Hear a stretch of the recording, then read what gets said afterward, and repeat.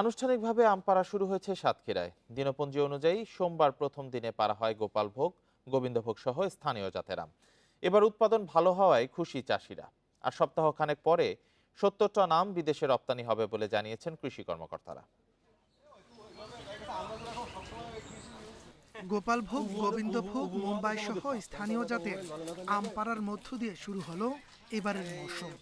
প্রশাসনের দিনপঞ্জি অনুযায়ী সোমবার সকালে সাতক্ষীরার সদর উপজেলার ফিংরি এলাকায় এই কার্যক্রমের উদ্বোধন করেন জেলা প্রশাসক। দেশ বিদেশে সাতক্ষীরার আমের চাহিদা থাকায় দিনে দিনে বাড়ছে আমের চাষ।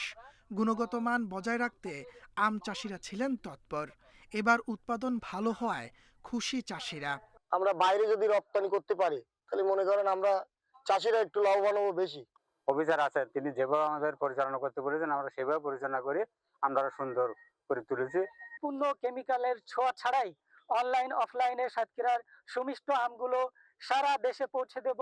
চলতি মৌসুমে সাতক্ষীরা থেকে ৭০ টন আম বিদেশে রপ্তানি হওয়ার আশা কৃষি কর্মকর্তাদের।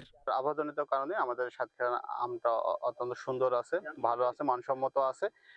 এখানে আমরা একটা এস্টিমেট আমাদের আছে যে আমরা এখানে প্রায় ৪০০ কোটি টাকার বাণিজ্য এখানে হয়ে থাকে মাত্র ২৫ থেকে ৩০ দিনে। আমাদের এবছর প্রায় ৭০ মেট্রিক টন আম বিদেশে রপ্তানির সম্ভাবনা আছে।